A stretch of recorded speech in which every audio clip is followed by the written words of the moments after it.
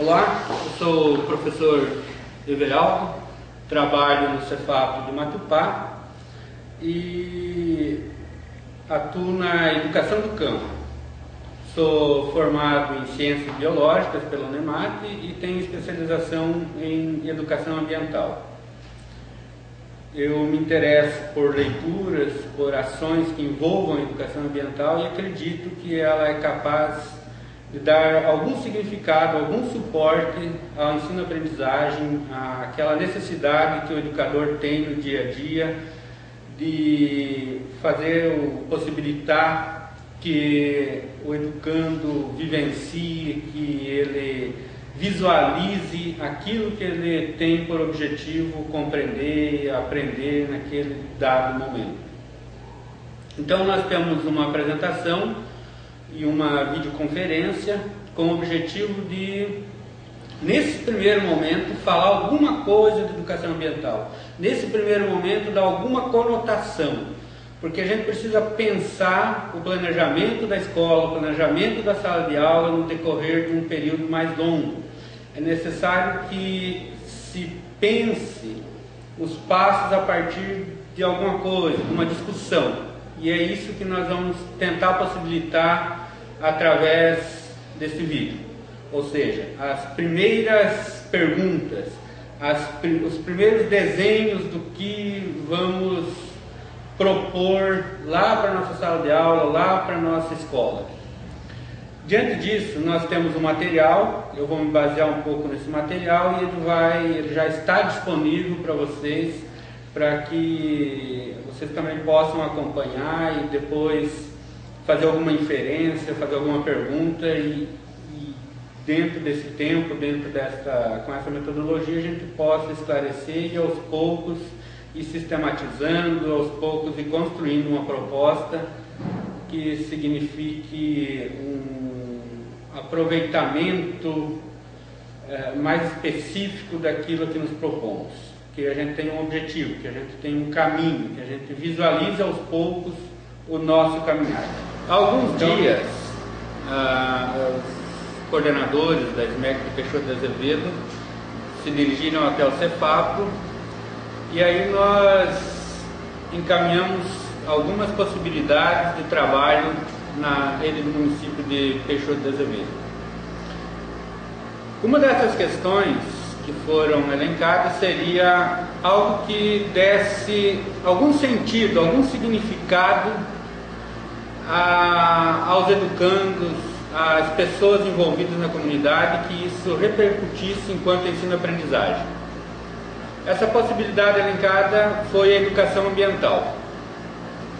A educação ambiental, ela pode ser pensada a partir do contexto local, a partir da sociedade, a partir do entorno, a partir das pessoas que vivem em determinado lugar, em determinado país, em determinada cidade. Pois bem,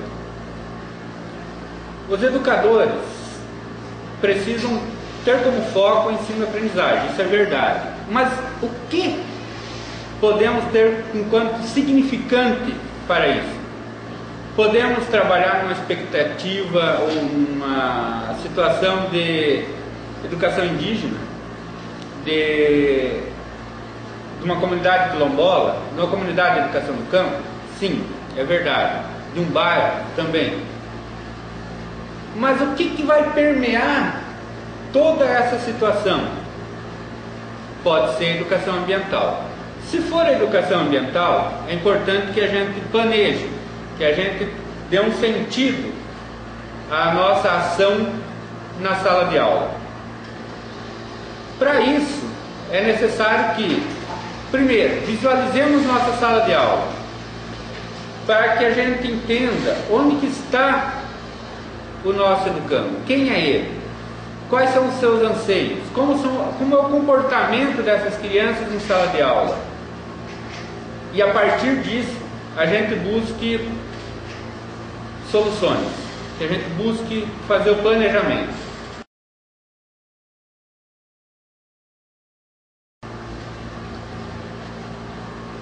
Como eu já disse, a educação ambiental pode dar algum suporte para o ensino-aprendizagem, que essas crianças venham para a escola já com um objetivo, que eles venham para a escola pensando em algo que já está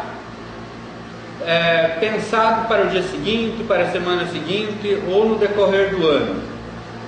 A educação do campo, a educação indígena e a educação urbana, que é o caso em Peixoto de Azevedo, tem suas peculiaridades.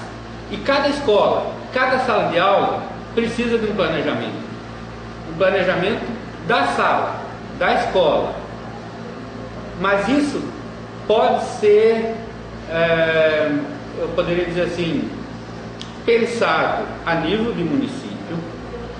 E a partir disso, cada escola, cada sala pensa as suas possibilidades.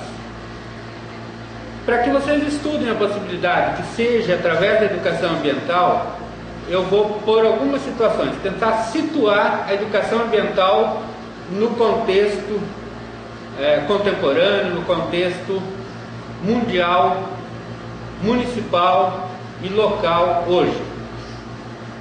Então, eu vou começar situando a partir de 1945. O que aconteceu em 1945? O Homo sapiens, que somos nós, numa situação de autoconhecimento, nos demos conta em 1945 que seria possível, através de um botão, liquidar com a nossa própria espécie e as demais juntas. A população escolhida para essa constatação foram Hiroshima e Nagasaki, no Japão. Nasceu ali, através do sacrifício de milhões de pessoas, a consciência ecológica. Podemos dizer que ali aconteceu uma situação em que nós nos demos conta de tantas coisas, inclusive da autodestruição. A educação ambiental começou a tomar corpo a partir de 1972 em Estocolmo, onde foi feita a recomendação número 96, onde a educação ambiental tem uma importância estratégica na busca pela qualidade de vida.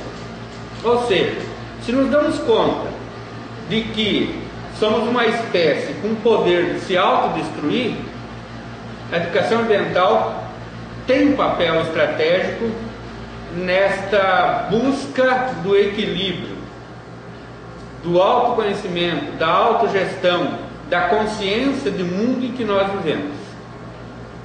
Em 1977 aconteceu uma conferência intergovernamental em Tbilisi e novamente a educação ambiental é tratada como uma questão estratégica para o planeta, para o mundo, para as sociedades como um todo. Em 83, a Assembleia Geral da ONU se cria uma Comissão Mundial para o Meio Ambiente e as denominações desenvolvimento sustentável e nova ordem mundial surgem aí. Começa então a se delinear os primeiros passos rumo a essas situações. No decorrer dos anos, a educação ambiental começou a ter uma importância cada vez mais crescente. Em 1992, creio que todos estão lembrados, aconteceu no Brasil uma das maiores conferências da história humana. Foram 180 chefes de governo que estiveram presentes e todos os países do mundo estavam representados nessa conferência. Foi um marco a nível mundial e a nível de discussão envolvendo a educação ambiental e todas as situações que dela decorrem. Vocês sabem que durante muito tempo nós sofremos vários percalços a nível político e em algum momento aconteceu o exilamento de várias pessoas. Essas pessoas se espalharam pelo mundo, exilados políticos, mas em algum momento retornaram ao país. No retorno dessas pessoas, a educação ambiental começa a ser tratada com uma situação mais rica, mais multifacetada, ou seja, muito mais abrangente.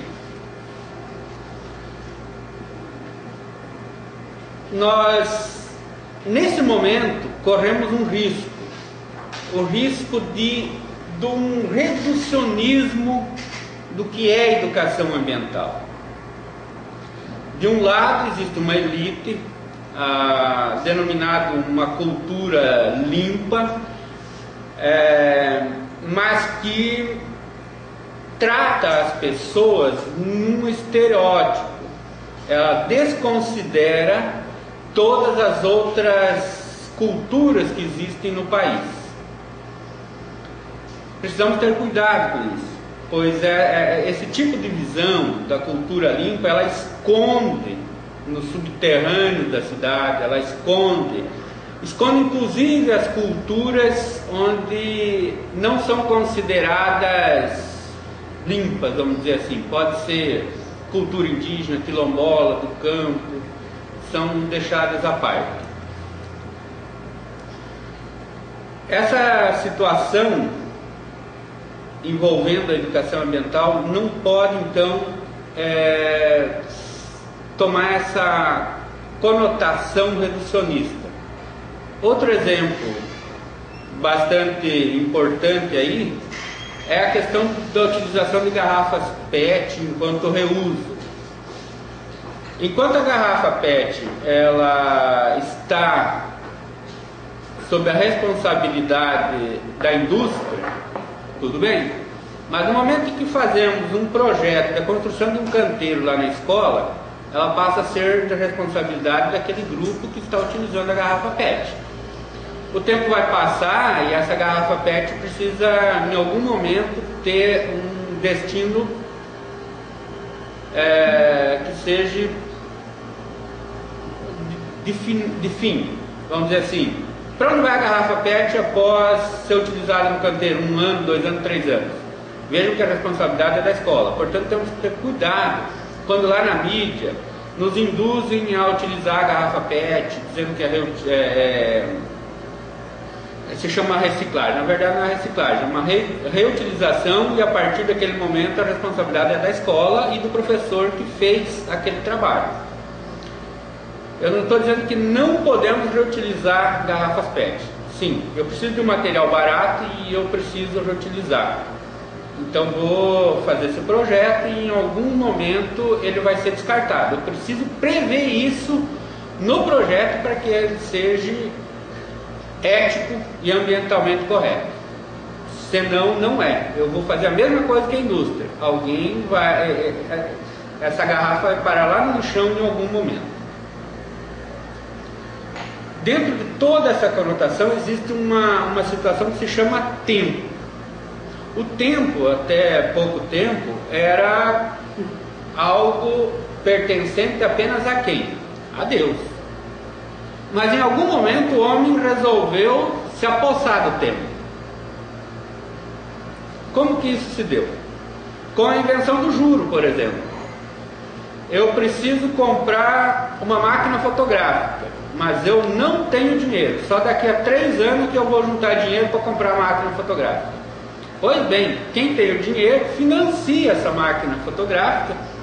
E em vez de você esperar 3 anos, eu vou ter a máquina fotográfica agora mesmo, alguém vai me vender esse tempo, né? Então o homem passa a mercantilizar o tempo. E aí vem também essa conotação de tempo é dinheiro, né? São conotações que surgem lá no mercantilismo. Essa situação toda, ela vai nos induzir a pensar lá no século XVI, XVII, a natureza, o tempo, tudo isso de uma forma mecanicista. Mas ela não compreende a vida enquanto processo. tudo é explicado mecanicamente. Vocês já ouviram muita gente falar, por exemplo, que o homem é uma máquina perfeita. Isso é mecanicismo. Nós não somos uma máquina perfeita. Nós não somos máquina, né? Então precisamos avaliar essas situações.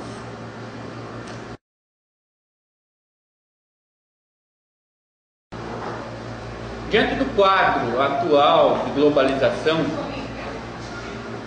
é de suma importância que a educação ambiental ganhe uma visualização complexa.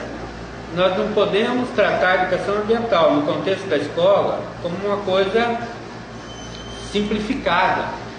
Eu não posso fazer um planejamento de visita a determinado local apenas com o propósito de disponibilizar a essas crianças conceitos de educação ambiental. O meu propósito precisa nascer de uma necessidade do ensino-aprendizagem, da construção de texto, da alfabetização, do momento que minha sala vive. A educação ambiental vem a contribuir para que esta criança ou seja alfabetizada, ou compreenda alguma situação geográfica, histórica ou das letras, tendo a educação ambiental enquanto suporte metodológico. E a partir daí que vem a educação ambiental no inconsciente dessa criança, desse jovem, para que ele perceba aos poucos o planeta que ele vive, os problemas que estão no seu entorno, as soluções que podem ser tomadas, mas que isso seja uma coisa natural. A educação ambiental entra enquanto suporte pedagógico. Os textos que eles vão ler com a conotação em educação ambiental vão por si só levar esse educando a fazer algum tipo de análise. Mas jamais, em nenhum momento, eu posso perder o objetivo principal do ensino-aprendizagem. Educação ambiental vem, no nosso caso, da escola enquanto suporte pedagógico. Poderia ser qualquer outra situação de suporte pedagógico. No nosso caso, educação ambiental. Aí nós precisamos definir o que é educação ambiental, e principalmente na escola. Se eu tenho um programa de educação ambiental, ou um projeto de educação ambiental para o turismo, eu vou pensar a educação ambiental pela educação ambiental. Mas se é para a escola, se é para os educandos, eu tenho que pensar a educação ambiental enquanto suporte metodológico. Onde que aparece a educação ambiental? No artigo 1º da Lei 9.795 de 99, ela diz assim: os processos por meio dos quais o indivíduo e a coletividade constroem valores sociais, conhecimentos, habilidades, atitudes e competências, voltadas para a conservação do meio ambiente, bem de uso comum do povo, essencial à sadia qualidade de vida e sua sustentabilidade. O artigo 10º da lei também, além de ressaltar o caráter processual e a prática integrada da educação ambiental, enfatiza sua natureza interdisciplinar, ao afirmar que a educação ambiental não deve ser implantada como disciplina específica no currículo de ensino. Atualmente, para Moura 2008, por exemplo, a sociedade brasileira contemporânea exige dos educadores que cumpram funções da família e de outras instâncias sociais, respondam à necessidade de afeto dos alunos, que resolvam os problemas da violência, da droga, da indisciplina, que preparem melhor os alunos para a matemática e por aí vai. Bom, é uma sociedade onde que as velhas certezas morais já não são da mesma forma. Hoje nós vivemos num mundo de total incerteza. E aí, como apresenta Moura, caem responsabilidades que não são dos educadores. Seriam ou de outros profissionais ou das famílias. Mas acaba vindo para quem? para nós, educadores. Como vamos lidar com isso? Como vamos fazer o planejamento? Como vamos encaminhar cada caso? Tudo isso pode ser inserido numa questão de educação ambiental, ser pensada na sociedade como um todo. No Mato Grosso, a educação ambiental orienta-se pela Lei 9.795, 27.4 de 99, que dispõe sobre a Política Nacional de Educação Ambiental, PNEA, e amparando-se no Programa Nacional de Educação Ambiental, PRONEA, e Programa Mato Grossense de Educação Ambiental, faz a proposição dessas diretrizes de educação ambiental para a implementação nos currículos escolares, concebida nos princípios da inclusão social, justiça ambiental e respeito ao ensino público e ao bem comum. Isso está em Gomes, 2009, que está contida nas orientações curriculares das universidades educacionais.